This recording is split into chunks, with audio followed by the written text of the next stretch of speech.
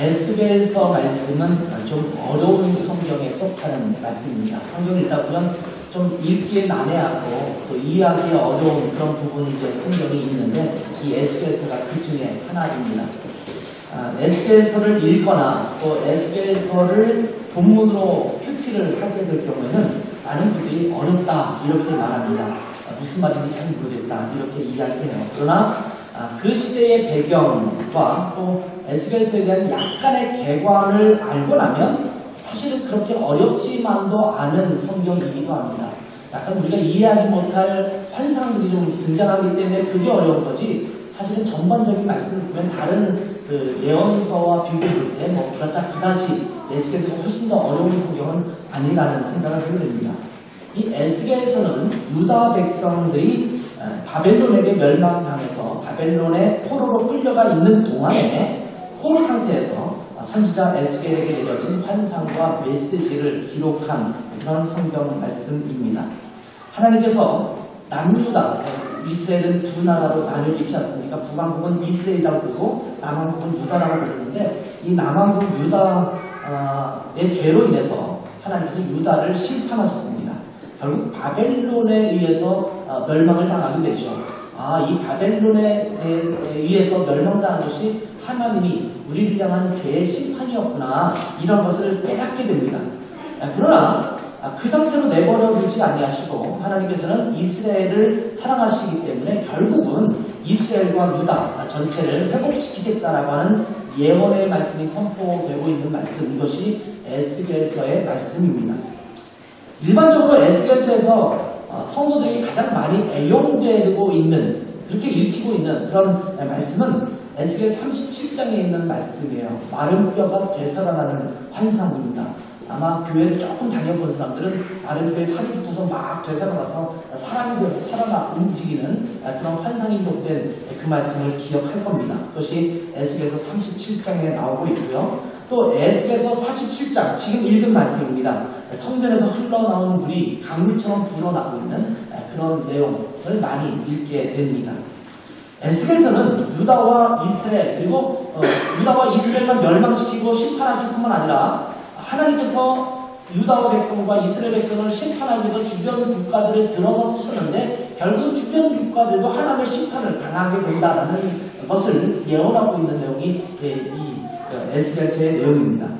그러다가 모든 이스라엘과 유다, 그 다음에 주변에 있는 모든 나라들을 심판하실 것이라는 얘기를 쭉 하시고 있다가 34장부터 시작해서 에스겔서 34장부터 시작해서는 이스라엘의 회복에 대한 예언을 해주시고 있습니다. 그렇게 멸망당할 뿐만 아니라 하나님이 심판하셨지만 그러나 하나님께서는 여전히 이스라엘을 사랑하시기 때문에 그들을 결국 회복시킬 것이다. 이 예언의 말씀을 해주시고 있는 것이 34장부터 시작됩니다. 그러다가 37장에 마른 뼈가 되살아나는 환상을 보여주시고 또 성전이 새롭게 건축되는 그런 예언을 보여주십니다. 하나님의 성전이 허물어졌다는 것은 이스라엘이 멸망했다는 것을 같이 견주어 말할 수 있는 것인데 그 성전이 다시 회복되는 환상도 보여주십니다. 그러다가 오늘 47장의 환상이 에스겔에게 보여지고 있는 것입니다. 자, 이 하나님께서는 에스겔을 새롭게 세워진 새 성전으로 데리고 갑니다. 그리고 성전 문에 이르게 하십니다. 근데 에스겔은 그 문에서 물이 솟아나는 것을 봅니다. 보통 우리가 생각할 때는 문에서 물이 솟아난다는 것은 이해할 수 없는 부분이죠. 그러나 환상 속에서 문 앞으로 갔는데 문에서 물이 솟아나는 환상을 보게 되는데 그 물은 점점 끊임없이 계속 흘러가서 더 깊은 물줄기를 만들게 되고 그것이 엄청난 강물이 되어서 건널 수 없을 정도의 깊은 강으로 바뀌는 그런 것들을 보게 합니다. 그리고 그 강물로 인해서 그 주변의 나무들과 식물들이 살아나고 과실들이 풍성하게 열매 맺히는 그것을 보게 하십니다. 그 강물이 계속 흘러서 바다까지 이르게 되는데 이 강물과 바다의 이 강물로 인해서 물고기들이 살아나고 또 많은 생물들이 되살아나는 그런 환상을 보게 됩니다. 그래서 어부들이 그물을 쳐서 고기를 잡을 수 있을 정도의 되살아난 강물을 보게 됩니다. 이것은 환경 오염으로 된 이 땅을 다시 회복해서 환경이 다시 바뀌는 그런 것들을 예언하고 있는 말씀은 아닙니다. 사실은 이 물이 흘러난다라는 것은 이스라엘 백성들이나 중동 지역에 있는 사람들에게는 굉장히 소중한 거예요. 덥고 삭막한 지역, 사막이 많은 지역, 이 지역에서 물을 풍성하게 쓸 수 있다는 것은 그들에게 축복의 모습입니다. 근데 메마른 땅, 비도 오지 않고 척박하게 메말라 있던 그 땅 가운데 물줄기가 흘러서 결국 모든 생물들이 살아나고 있는 파릇파릇 생기를 얻게 되는 그런 환상을 본다는 것은 엄청난 축복의 모습을 보게 되는 것입니다. 이 말씀은 곧 회복을 말씀하고 있는 것입니다. 우울했던 시절, 빈곤하고 어려웠던 시절을 뒤로하고 모든 것이 풍요롭게 바뀌는 것을 보여주고 있습니다. 사실은 여러분 예언서를 비롯해서 에스겔서도 마찬가지인데 성경을 읽다 보면 마음이 우울해질 때가 있지 않습니까? 야, 우리는 이렇게 죄 가운데 있구나. 내가 이렇게 죄 가운데서 헤어나오지 못하기 때문에 결국은 하나님께서 우리를 심판하시는구나.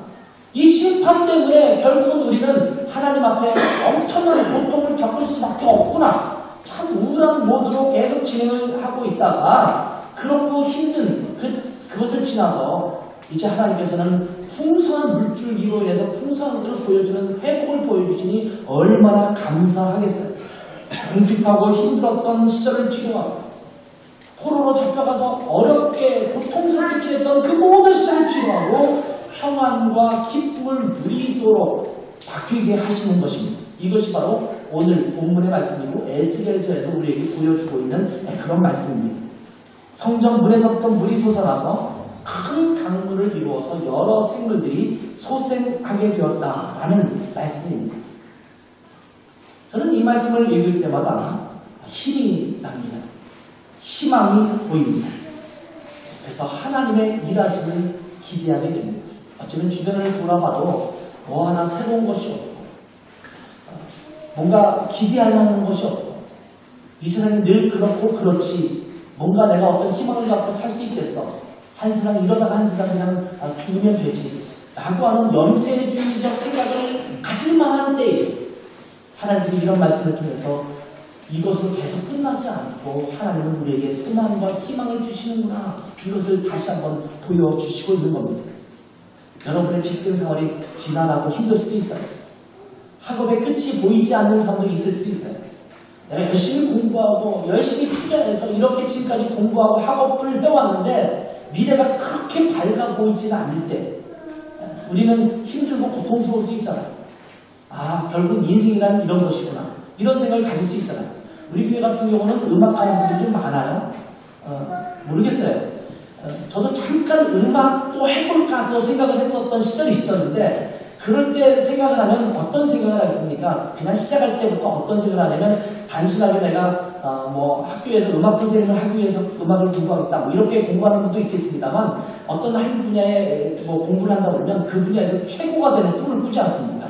제가 청년 시절의 별명이 안치아노 파바로티였어요. 안치아노 파바로티.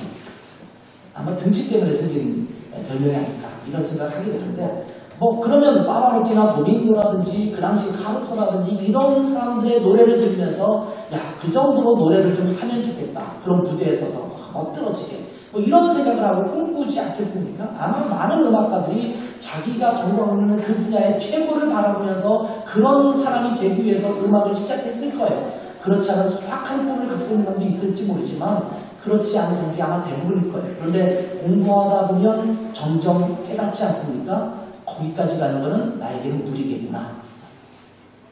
내가 그런 세계를 돌아다니면서 그렇게 연주하지는 못하더라도 제대로 된 극장이라도 취직해서 내가 그 극장에서 근무를 하는 것만도 내가 정말 큰 기쁨이고 축복이구나. 이런 것을 서서히 깨달아가는 것들을 우리가 갖지 않습니다. 희망이 보이지 않아요. 학업에 대한 것도 그렇고 내 안에 결혼 생활을 하고 있는 것도 그렇고 자녀들과의 관계도 그렇고 뭐 부부관계가 그럴 수도 있겠고 우리 안에 부어지는 모든 것이 희망이 보이지 않을 때 그러나 하나님께서는 우리의 상황 가운데 찾아오셔서 걱정하지 마. 그냥 그것으로 끝나는 것이 아니야. 내가 너와 함께 한다면 너에게 희망이 있어. 회복이 이루어질 거야. 이것을 말씀하시고 있다는 겁니다. 우리 모두 모두에게 이런 만물이 소생하는 축복이 임하기를 간절히 축복합니다. 먼저 우리가 하나님께로부터 나오는 물에 대한 얘기를 한번 살펴보려고 합니다. 오늘 본문을 보니까 이 물은 성전의 동쪽 문에서부터 스며 나옵니다. 우리가 성경에 대한 부분을 좀 알려고 할 때 성전이 어떻게 생겼나를 좀 볼 필요가 있어요. 근데 그 부분은 이미 교회에서 제가 충분히 가르쳤어요. 여러분은 언제 배웠지? 라고 생각할지 모르지만 대부분은 안 나오지만 수요 모임 때 성막에 대해서 성전에 대해서 오랫동안 아주 자세하게 다 설명하고 가르쳤던 적이 있습니다. 이 성전 동쪽 문이라는 것을 여기 한번 살펴보겠습니다. 1절과 2절에 그렇게 기록되고 있습니다. 그가 나를 데리고 성전문에 이르시니 성전의 앞면이 동쪽을 향하였는데 그 문지방 밑에서 물이 나와 동쪽으로 흐르다가 성전 오른쪽 제단 남쪽으로 흘러내리더라. 그가 또 나를 데리고 북문으로 나가서 바깥길로 꺾여 동쪽을 향한 바깥문에 이르시기로 본즉 물이 그 오른쪽에서 스며 나오더라. 이렇게 말합니다. 우리 교회로 따지면 이쪽 창문 있는 쪽이 동쪽이에요. 이쪽 문을 얘기하는 겁니다. 동쪽에 문이 있어요. 지금 정슬기 자매가 서 있는 쪽이 동쪽 문입니다. 성전의 동쪽 문 이렇게 서 있어요. 자, 1절을 보니까 이 동쪽 문지방에서 물이 스며 나오는 것을 보고 있는데 다시 나갔어요. 이 북쪽 문이 이쪽이죠. 우리 현관 쪽이 북쪽 문이에요. 아니죠. 동서 남북. 북이 저쪽이군요. 왜 저쪽으로 나가요? 저쪽 빨간 문 쪽으로 나가는 거예요. 나가서 다시 돌아서 이렇게 남쪽으로 꺾어서 돌아와서 이쪽 북문, 다시 북문으로 올라오는 거예요. 그러니까 한 바퀴 성전을 쭉 돌아서 다시 동쪽 문을 바깥쪽에서 보는 거예요. 첫 번째 보는 문은 안쪽에서 보는 건데 두 번째 바깥으로 나가서 다시 바깥에서 보는 동쪽 문을 향해서 보고 있는 것입니다. 같은 문인데 하나는 안에서 하나는 밖에서 보고 있는 것입니다. 그런데 이 문은 어떤 문입니까? 동쪽 문이라고 할 때 이 문은 무엇을 의미할까요? 먼저 에스겔서 43장 1절에서 5절 말씀을 좀 보는 것이 필요해요. 자, 그 후에 그가 나를 데리고 문에 이르니 곧 동쪽을 향하는 문이라. 이 동쪽 문이 지금 등장하고 있습니다. 이스라엘 하나님의 영광이 동쪽으로부터 나오는데 뭐가 나와요? 하나님의 영광이 동쪽으로부터 나옵니다. 하나님의 음성이 많은 물소리 같고 땅은 그 영광으로 말미암아 빛나니 그 모양이 내가 본 환상 곧 전에 성읍을 멸하러 올 때에 보던 환상 같고 그발 강가에서 보던 환상과도 같기로 내가 곧 얼굴을 땅에 내고 엎드렸더니 여호와의 영광이 동물을 통하여 성전으로 들어가고 동물을 통해서 여호와의 영광이 들어갑니다. 영이 나를 데리고 안뜰에 들어가시기로 내가 보니 여호와의 영광이 성전에 가득하더라. 이 동쪽 문은 무엇을 의미하냐면 하나님의 영광이 들어오는 문입니다. 여러분 생각해보면 해가 동쪽에서 뜨지 않습니까? 이 동쪽에서 뜨면 아침에 찬란한 햇빛이 이쪽을 비춰요. 오늘은 좀 햇빛이 강하지 않으니까 여러분이 괜찮습니다만 한여름에 이쪽에 앉으신 분들은 굉장히 덥잖아요. 이쪽에 햇빛이 들면 얼마나 그 빛이 강한지 몰라요. 이쪽 부분에 저희 집이 있지 않습니까? 저희 집에는 조그만 창이 있는데 아침이 되면 찬란한 햇빛이 조그만 창을 통해서 저희 안방을 가득히 들이웁니다. 굉장히 작은 창이에요. 이 복도에 보이는 창 있는 그런 창, 여기 우리 교회 화장실에 있는 창, 그 정도의 창이 딱 저희 방에 있어요. 딱 두 개가 있는데 그 창을 통해서 들어오는 빛이 얼마나 찬란한지 온 방을 완전히 환하게 비칩니다. 이것이 동쪽에서 보이는 영광과 같은 건데 성경은 이 동쪽에서 온 것을 하나님의 영광이 들어오는 분이다. 이렇게 소개하고 있는 것입니다. 그래서 여호와 하나님께서 들어오시는 문이라는 의미가 동쪽 문이에요. 이 문은요 아무나 드나드는 문이 아닙니다. 우리 교회 동쪽 문은 아무나 드나드는 문이지만 성전에 있어서 동쪽 문은 하나님께서 출입하시는 문입니다. 그 문은 그 누구도 출입할 수 없는 하나님만 들어오시는 문입니다. 이 문, 여호와 하나님의 문에서 물이 스며 나오는 것입니다. 오늘 보면 성경에 스며 나온다 이런 표현이 쓰여져 있습니다만 히브리어를 살펴보면 파카라는 단어가 쓰여 있습니다. 옛날에 만년필 이름 파카라는 게 있었죠. 근데 그런 똑같은 명칭으로 불려지는 발음으로 불려지는 파카라는 단어가 쓰여지는데 이 파카라는 단어는 조금씩 스며나오는 것이 아닙니다. 사실은 콸콸 쏟아져 흘러내린다. 이런 말이에요. 마치 물이 콸콸콸 쏟아져서 그 물이 샘물 쏟듯이 흘러나오듯이 그렇게 솟아나는 물이에요. 그래서 아까 43장 말씀을 읽었잖아요. 그 동쪽에서 여호와의 영광이 들어오는데 많은 물소리 같다. 이렇게 말해요. 어떤 찬양집 이름이 많은 물소리잖아요. 콸콸콸콸콸콸 쏟아져나오는 그런 물이에요. 그 많은 물소리 같다라는 말은요, 하나님의 영광스러움을 표현하기도 하지만 오늘 살펴볼 하나님의 인재, 하나님의 말씀, 성령의 역사, 이런 것들이 함께 어우러진 의미를 갖고 있는 그런 말씀입니다. 하나님께로부터 물이 콸콸 솟구쳐 나옵니다. 이 물에 대해서 성경은요, 여러 가지 의미로 해석할 수 있도록 제시해주고 있습니다. 그런데 가장 크게 두 가지로 해석을 하는데 그 첫 번째는 하나님의 말씀을 물로 설명하기도 합니다. 그래서 많은 물소리 같다는 것이 하나님의 말씀, 하나님의 음성을 말하는 그런 것이기도 합니다.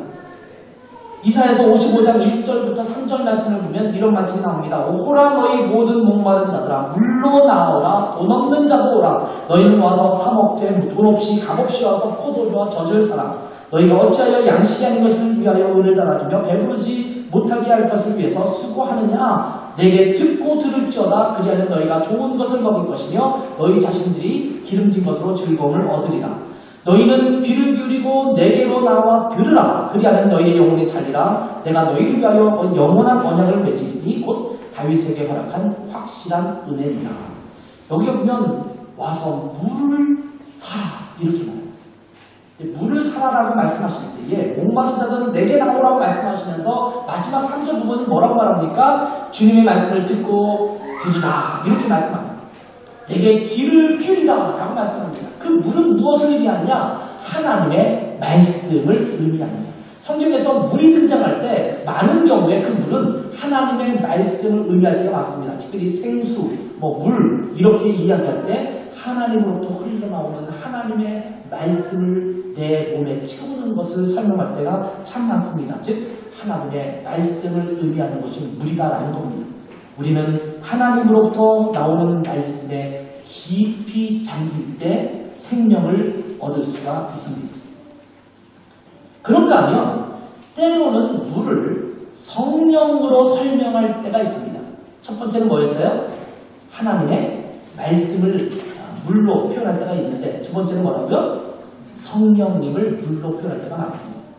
요한복음 7장 37절에서 39절 말씀을 함께 한번 읽겠습니다.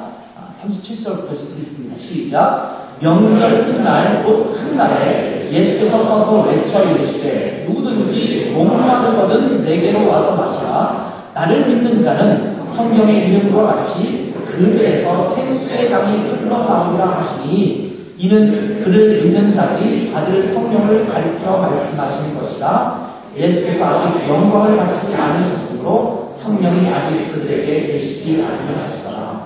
아멘. 여기 보면 예수님께서 누구든지 목마르거든 내게로 와서 마시라 이렇게 말씀을 하세요.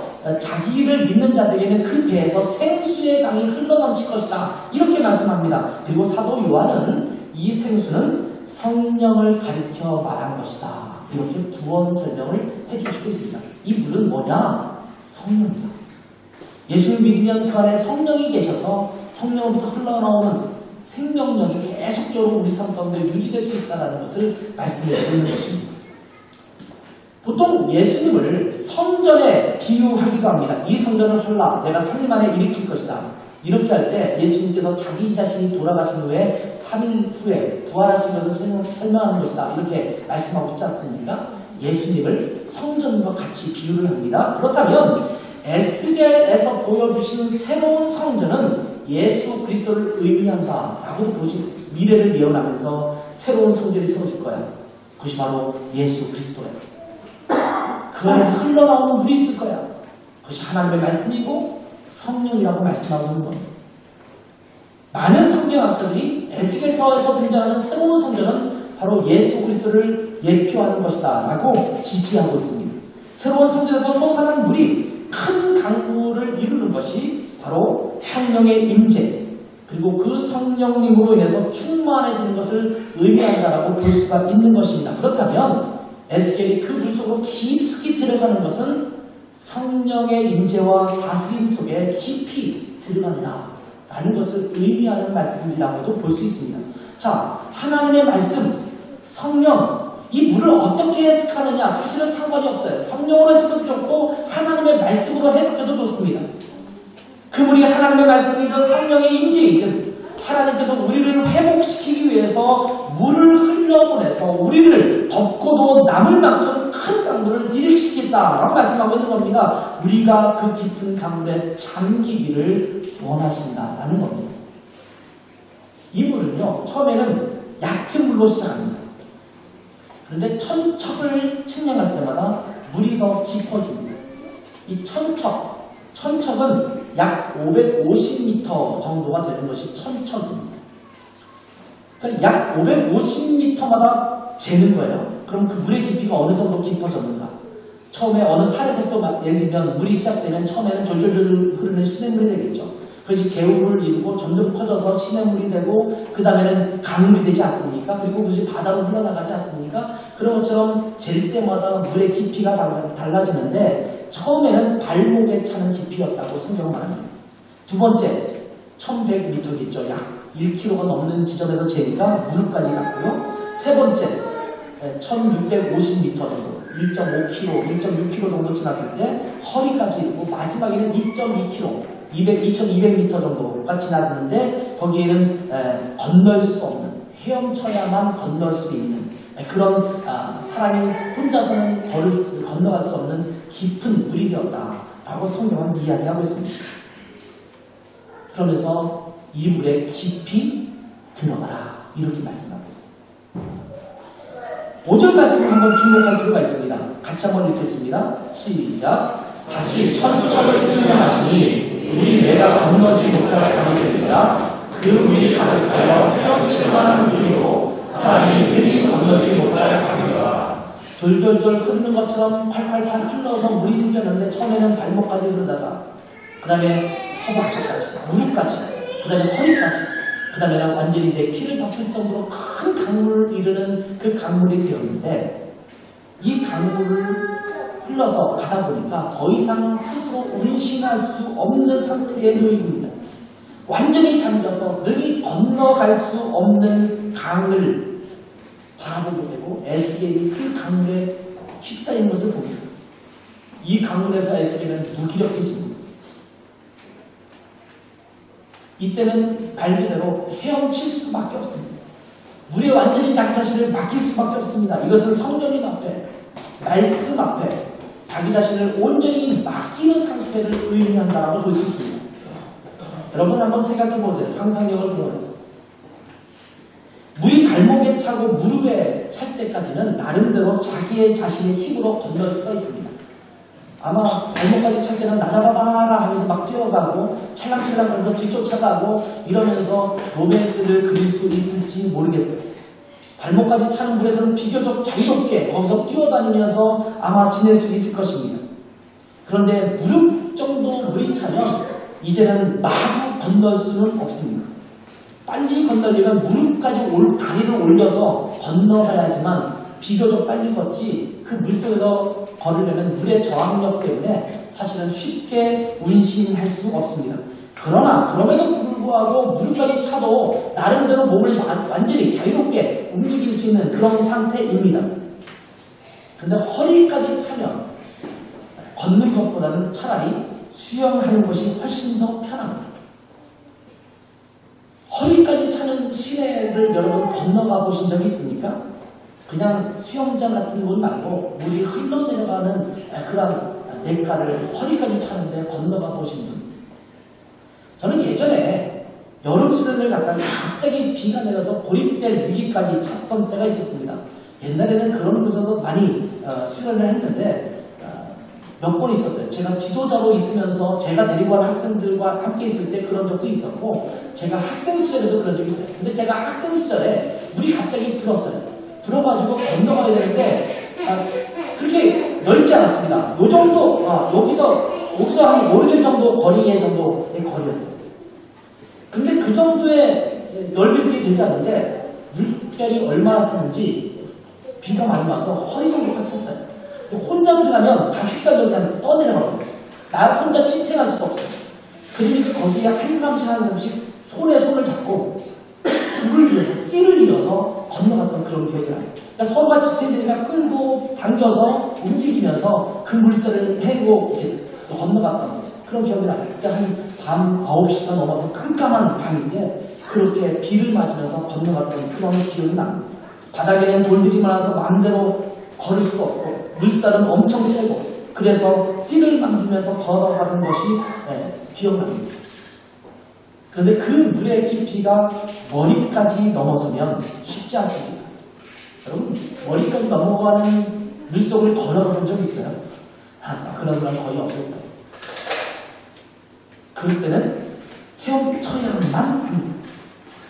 보통 물결이 세면 헤엄치기도 어렵습니다. 제가 LA 해변가에 갔다가 로스앤젤레스 해변가가 좋거든요. 거기 가면은 그 이만한 나무 한쪽 하나씩 들고 가만히 바닷가에 앉아있는 사람들이 많아요. 그 사람들이 뭘 기다리냐면 물때리기 파도를 기다려요. 그러니까 그 서핑하는 보드죠. 보드에다가 줄을 뺐어요. 자기 발목에 매고 하나는 보드에다 매놨더라고요. 보드를 떨어지지 않도록 해서 매고 긴 줄을 매놨어요. 그리고 나서 한참 기다리다가 파도가 막 물려오면 막 우르르 하고 바닥으로 다 초고초고 들어가요. 그래서 파도를 타기 시작해요. 그냥 우리 같은 사람은 파도에 휩쓸려서 어디론가 나부러졌을 텐데 그 사람들은 물에 자기를 맡기고 파도 타기를 즐기는 거예요. 성령이 하나님의 말씀이 완전히 나를 감싸지 않았을 때는 성령님께서 또 하나님의 말씀이 나에게 역사하심에도 불구하고 자기 마음대로 몸을 움직입니다. 그런데 하나님의 말씀의 깊이가 나에게 점점 깊이 몰려오기 시작합니다. 또 성령님께서 내게 온전히 임재해 오시면 더 이상 내 마음대로 살 수 없는 상태가 됩니다. 성령님께 맡기지 않으면 견딜 수 없는 상태가 됩니다. 우리는 아직 물이 발목에 차 있는 정도의 신앙에 머물 때가 참 많습니다. 그래서 내게 말씀이 있긴 있습니다. 성령님이 내 안에 있으십니다. 내 안에 역사하시기도 하시고 말씀에 따라 나는 살려고 해보기도 합니다. 근데 그 영향력은 굉장히 미미합니다. 그래서 내 마음대로 살아가는 때가 더 많습니다. 발목 정도밖에 차지 않았으니까 첨벙첨벙 맨 땅에서 걷는 것보다는 뭔가 좀 있지만 그럼에도 불구하고 내 마음대로 살아요. 많은 그리스도인들이 그렇게 살아요. 교회 주일날 한 번 정도 나오고 말씀 읽게 되니까 어쩌다 한 번씩 또 힘들고 어려울 땐 기도 한번 하고 그러면서 생활해요. 조금씩 그 발목에 찬 것처럼 물이 나에게 뭔가 느낌을 주긴 하지만 내 삶의 영향력은 그렇게 많이 주지 않습니다. 그냥 내 멋대로 내 사지가 움직인 대로 살아가는 거예요. 신앙생활이 조금 거추장스러울 정도로 내 삶에 어느 정도 들어와 있지만 그럼에도 불구하고 상당히 자유롭게 살아갑니다. 그러나 신앙의 영향력은 그렇게 많이 받지 않습니다. 그래서 어느 정도 신앙생활을 한다는 이들이 여기에 속할 때가 참 많습니다. 많은 그리스도인들이 그렇게 살아갈지도 몰라요. 자유분방. 어떤 사람들은 무릎까지 물이 차 있는 상태의 신앙생활을 합니다. 이들은 발목에 차 있는 상태에 있는 사람들보다 조금 덜 자유롭지만 그래도 물속에서 비교적 자유로워요. 내 신앙생활에 영향이 있어요. 왜냐하면 무릎까지 차 있기 때문에 마음대로 움직이지 못합니다. 그럼에도 불구하고 굉장히 많은 부분이 자유로워요. 어쩌면 교회를 다니는 굉장히 많은 신앙인들이 이 정도에 있을지 몰라요. 내가 그냥 막 움직이기에는 뭔가 좀 버거운, 쉽게 움직일 수 없는 그것이 있지만 그럼에도 불구하고 상당히 자유로운 몸 상태를 가지고 살아가는 그리스도인들. 어쩌면 굉장히 많은 그리스도인들이 여기에 속하지 않을까 싶어요. 더 나아가 허리 정도까지 물에 차 있는 사람들이 있습니다. 의외로 이러한 사람들이 그렇게 많지 않습니다. 교회에서 정말 아주 신실하게 신앙생활을 한다고 하는 분들이 이 정도 수준에 처했을 때가 많습니다. 교회에 여러 직분을 맡고 있는 분들이 이 정도까지 차 있는 분들이 많습니다. 물론 안타깝게도 이 정도도 되지 않은 직분을 맡고 있는 사람들도 꽤 있을 수 있습니다. 그래도 신실한 직분자가 나가면 허리 정도까지는 물에 차 있는 경우가 참 많습니다. 움직임에 있어서 상당히 물의 영향을 받습니다. 쉽게 움직이지 못합니다. 둔합니다. 막 온몸을 향해서 걸어갈 때도 막 이렇게 걸어가야 되지 물의 영향력 안에서 벗어날 수가 없어요. 그래서 성령님께 비교적 민감하고 하나님의 말씀의 영향력을 상당히 받는 수준에 속합니다. 이 정도만 되어도 꽤 신앙이 있는 것처럼 여겨지는 것이 오늘날 교회의 모습입니다. 근데 많은 분들은 아까 말한 것처럼 발목까지 찬다 찰랑찰랑 하면서 마음대로 자유분방하게 살아가고 그리고 그 초신자를 지나서는 무릎 정도까지 차고 그래도 나는 꽤 신앙생활을 한다라고 생각하는 사람들이 많아요. 그리고 조금 교회에서 직분 맡고 있다 싶으면 허리 정도까지 차서 그것이 상당히 내 삶 속에 영향을 주고받는 그런 관계에 있는 사람들이 많아요. 그런데 주님께서 우리에게 도달하기를 원하시는 그런 곳은 능히 건너지 못할 강에 이르는 것입니다. 찬송가에는 그런 말이 있죠. 바닷가를 떠나서 그 물속에 깊은 곳으로 더 들어가라 라고 말씀하고 있지 않습니까? 물론 그 깊은 물속에서도 움직임이 자유로울 수도 있습니다. 수영을 잘하는 사람 이런 사람들은 그 깊은 물속에서도 자유로워요. 그런데 그 물속에서 자유로우려면 물과 좋은 관계를 가지고 있어야 합니다. 물을 무시하고는 절대로 제대로 수영할 수 없습니다. 물이 온전히 온몸에 영향을 미치기 때문에 물과 함께 서로 교류하면서 함께 지낼 때 물속에서 자유로울 수 있습니다. 하나님의 말씀에 의해서 살아가는 사람, 성령에 의해서 살아가는 사람이 이런 것에 속하는 사람들입니다. 내가 자유롭다는 것은 성령 안에서 자유로운 거예요. 말씀 안에서 자유로운 거예요. 말씀이 온전히 나를 다스리기 때문에 성령이 완전히 나를 다스리기 때문에 거기에 완전히 나를 맡겨놓았기 때문에 나는 죽고 내 안에 그리스도께서 사셨기 때문에 그 안에서의 자유를 누리는 거예요. 진리를 온전히 진리가 너희를 자유케 하리라. 그 참 자유에 이르는 사람이 된 것입니다. 주님은 이 상태까지 우리가 이르기를 원하시는 겁니다. 여러분 지금 어디에 머물고 있습니다. 혹시 발목까지 차서 자유분방하게 자유로운 영혼이 되어서 그렇게 살아가고 있지는 않습니까? 아니면 무릎까지 차면서도 왜 나는 신앙생활 이 정도면 잘하고 있어 라고 생각하면서 거반에 힘들잖아 라고 움직이고 있지 않습니까? 아니면 허리까지 찼다고 해서 상당히 내가 많이 하나님 앞에 민감한 것처럼 자만하고 있지는 않습니까? 아니요. 완전히 나를 죽여서 성령님께서 하나님의 말씀이 나를 완전히 덮을 때까지 우리가 나아가야 됩니다. 자, 이렇게 깊은 강물에 들어갔을 때 어떤 일이 일어나요? 자, 8절에서 12절 말씀을 같이 한번 읽어볼까요? 같이 읽겠습니다. 시작. 그가 내게 이르시되 이 물이 동쪽으로 향하여 흘러 아라바로 내려가서 바다에 이르리니 이 흘러내리는 물로 그 바다의 물이 되살아나리라. 이 강물이 이르는 곳마다 번성하는 모든 생물이 살고 또 고기가 심히 많으니 이 물이 흘러 들어가므로 바닷물이 되살아나겠고 이 강이 이르는 각처의 모든 것이 살 것이며 또 이 강가에 어부가 쓸 것이니 엔게디에서부터 에네글라임까지 그물 치는 곳이 될 것이다.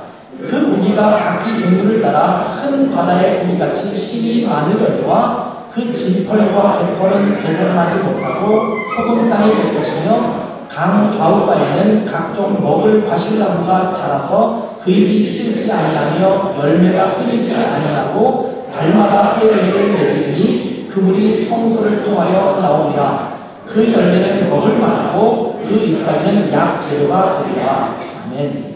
여기 보면 자주 등장하는 것 중에 하나가 살아난다, 살고, 살아나고, 많아지고, 풍성해지고 이런 것들이 계속 반복적으로 등장합니다. 8절을 보니까 이 강물이 흘러들어가니까 바다가 살아난다 이렇게 말하고 있습니다. 9절에 보니까 이 강물이 이르는 곳마다 생물들이 되살아나고 고기가 많아지고 바닷물이 살아난다 이렇게 말합니다. 이 강이 흐르는 각처의 모든 것이 살 것이다 이렇게 말씀하고 있습니다. 12절을 보니까 강 저우의 모든 나무들이 시들지 않고 열매를 맺는 풍성함이 있을 것이다 라고 말합니다. 열매는 먹을만하고 잎사귀는 약 재료가 될 것이다. 한약 재료처럼 재료가 되는 그것을 보게 하십니다. 왜냐하면 성경이 말하는 이 물은 성소에서 나오는 물이기 때문이다. 이렇게 말하고 있어요. 그냥 물이 아니라 성소에서 나오는 물. 그래서 이 물이 가는 곳마다 되살아남의 역사가 있을 것이다. 라고 말해요. 여러분, 물속에 들어가는 것이 죽음입니까? 아니면 기쁨입니까? 수영을 못하는 사람은 죽음입니다. 저희 아이들은 어렸을 때 저희가 수영을 배우게 했어요. 독일을 오기 전에 독일을 가야 된다고 결정되었을 때 수영 강습소에 보냈어요. 그래서 뭐 자유형, 평형, 그 다음에 버터플라이까지 하다 왔어요. 그러니까 꽤 많은 것들을 쭉 하다 왔어요. 그러니까 우리 두 아이들은요, 물속에 들어가면 비교적 자유로워요. 깊은 데 들어가도 자유로워요. 저는 물속에 깊은 곳에 절대 들어가지 않습니다. 수영을 못하기 때문에. 그렇다고 수영을 전혀 못하냐? 그러지는 않아요. 그럼에도 불구하고 저는 허리 수술을 하고 난 이후에, 디스크 수술하고 난 후에 쥐가 엄청 자주 나요. 깊은 물에 들어가서 쥐가 난 적이 몇 번 있는데 쥐가 나면 대책이 없어요. 그래서 저는 물속에 깊이 안 들어가요. 들어갔다가 쥐가 난 적이 여러 번 있어가지고 그러다가 죽을 것 같잖아요. 죽음이에요. 그래서 저는 안 들어가요. 그런 상태에서 만약 저희 아이들이 저를 끌고 물속으로 들어간다 그러면 자기들 깊음으로 들어가지만 나는 안 들어갈 거예요. 저는 데리고 들어가지 않을 거예요. 그 상황을 아니까. 근데 수영 못하다가 같이 어리다 보면 수영 못하다가 자꾸 데리고 들어가려고 해요. 그게 재밌다. 수영 못하다면 재미가 없어요. 죽음이에요. 저희 가서 깊은 데 가서 다이빙 하자고 그러는데 수영 못하는 깊은 데 가서 다이빙하면 어떻게 되겠어요? 안 나와요. 못 나와요. 그러면 안 되죠. 우리가 성령 앞에 깊이 들어가는 것, 하나님 말씀 앞에 깊이 들어가는 것, 어떤 사람에게는 죽음처럼 느껴져요. 야, 내 삶의 자유가 없어지겠구나. 내 마음대로 살고 싶었는데, 내 인생은 나의 것으로, 내 마음대로, 내 뜻대로 살고 싶은데, 하나님 말씀 속에 깊이 들어가면, 성령님 앞에 깊이 들어가면, 야, 이제 내 마음대로 못하고 성령님께서 하시는 거룩한 삶을 살아야 되는구나. 이 거룩한 삶을 살아가는 걸 많은 사람들은 굉장히 고리타분하고 재미없다고 생각해요. 옛날에 어떤 형제랑 이야기할 기회가 있었어요. 굉장히 오래전 얘기예요. 교회 안에서 몇몇 형제들이 모여서 술을 마시면서 대화하는 것을 이 친구는 기뻐했어요. 좋아했어요. 저는 공식적으로 우리 교회 모든 모임에서 술을 먹는 것을 금지합니다. 술 가지고 많이 싸웠어요. 그 당시에는. 셀모임마다 대판 싸웠다고 해서 외근자들이 셀모임만 술 마셔가지고 서로 험담하고 그러다 대판 치고받고 싸우는 일이 벌어지고 막 그런 일이 있어서 초창기에 무슨 그런 일이 있다. 세상에 이런 일이. 그 친구가 와서 이런 얘기를 해요. 목사님 술 마시면서 얘기하면 마음속에 깊은 것도 나눌 수 있고 얼마나 교제가 깊어질 수 있는데 깊어지니까 싸우더라고요. 깊어지고 싸우고 아내 낼 일도 막 하고 막 그렇게 싸워요. 그래서 그 형제에게 그런 얘기를 했어요. 나는 술 없어도 깊은 얘기가 가능한데 형제는 왜 술의 힘을 빌리지 않으면 왜 깊은 얘기가 안 됩니까? 말 그대로 저는 친구 만나서 밤새도록 이야기하고 차 한잔 주고 계속 차를 따라 마시면서 밤새도록 끊이지 않는 이야기가 가능해요. 깊은 교제가 가능해요. 그 영혼의 깊은 것까지도 나누는 교제가 충분히 가능해요. 그래서 제가 그랬어요. 그 형제에게 참 슬픈 현실이네요. 술 없으면 깊은 교제가 안 된다는 것이 얼마나 슬픈 사실입니까? 아, 세상은 그렇군요. 우리 그리스도인이 술의 힘을 빌지 않으면 깊은 교제가 안 될까요? 그게 고리타분할까요?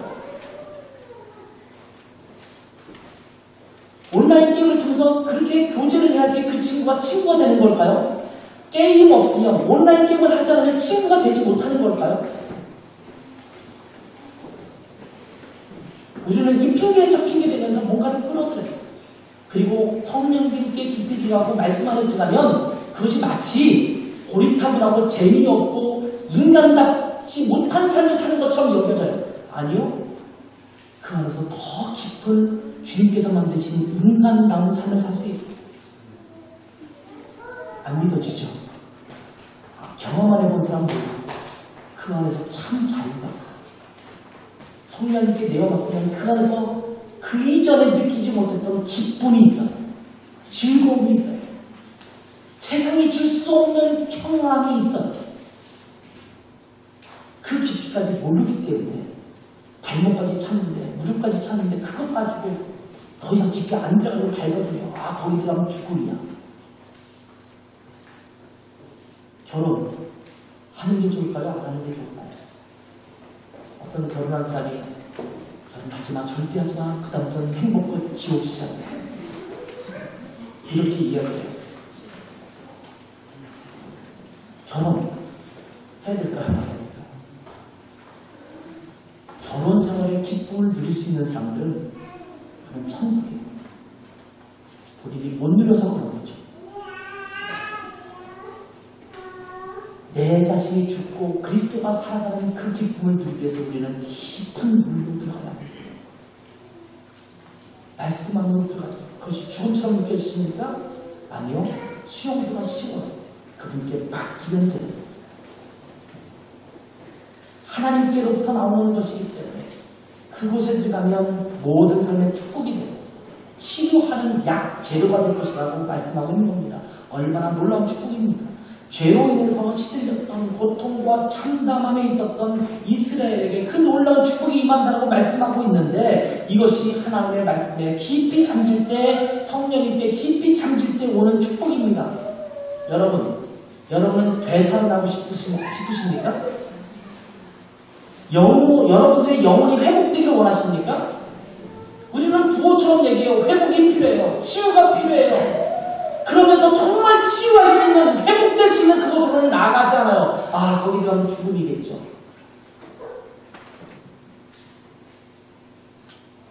수술을 해야 살아날 사람이 수술대 올라가기 싫어요. 거기 들어가면 난 죽음이겠죠. 이렇게 말해서는 절대 치유와 회복이 일어날 수가 없어요. 죽은 것처럼 늘어져 있는 여러분의 신앙을 다시 일깨우고 싶으십니까? 우리의 영혼이 소생되기를 원하십니까? 이 질문에 예 라고 대답한다면 그 깊은 물로 나아가요. 소생이라는 단어에 대해서 국립국어원의 표준국어대사전에 찾아보니까 이렇게 기록되어 있습니다. 거의 죽어가다가 다시 살아나 회생. 이것이 소생이라는 단어입니다. 우리의 메마른 영혼이 소생되기를 바랍니다. 다시 회복되기를 바랍니다. 다시 살아나길 바랍니다. 죄에 대하여는 죽고 하나님께 대하여는 산 자로 살아가야 되는데 정반대의 삶처럼 살아가고 있는 우리 자신이 다시 한번 하나님께 대하여 살아있는 자로 회복되기를 바랍니다. 그런 의미에서 에스겔에게 보였던 환상처럼 성령님께 하나님의 말씀을 깊이 들어가야 합니다. 머릿속에서 하나님 말씀에 이렇게 서 있어야 되는구나 라고 생각하는 것에 그쳐서는 안 됩니다. 많은 사람이 생각만 해요. 정말 중요한 것은 이 깊은 강물에 깊이 들어가는 것입니다. 이 강물에 자기 자신을 맡기는 것입니다. 그러면 하나님께서 여러분을 소생케 하시는 역사를 맛보게 될 줄 믿습니다. 이번 주간에 리바이벌 브레스텐 시작됐죠.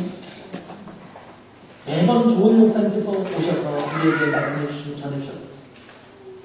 이번에도 홍민기 목사님께서 귀한 말씀을 들고 서실 겁니다. 이 축복을 여러분 것으로 삼으시기 바랍니다. 목, 금, 토 주일까지 하게 되는데 그 중에 하루 하겠지 라고 생각하지 마시고 매일매일 오세요. 쏟아지는 콸콸 쏟아지는 카파 물이 콸콸 쏟아지는 그 성전 동쪽에서 나오는 하나님의 물이 여러분을 완전히 잠기게 할 때까지 여러분이 그 물 속에 깊이 잠기는 시간이 되시기 바랍니다. 그래서 이번 리바이벌 드레스를 통해서 깊은 강물에 깊이 잠기는 영혼의 축복이 되기를 주님의 이름으로 축원합니다. 기도하겠습니다. 하나님 아버지, 주님의 은혜를 감사합니다. 주님의 사랑을 감사합니다.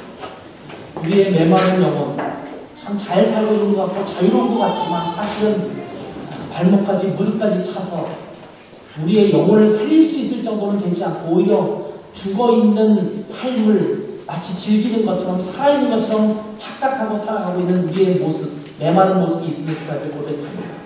하나님, 이제 말씀 앞에, 성령 앞에 깊이 들어가게 도와주시고, 그래서 말씀이 우리를 사로잡고 성령님께서 우리를 온전히 다스리셔서 하나님의 말씀으로 우리의 영혼이 소생되는 축복과 은혜를 누리게 하옵소서.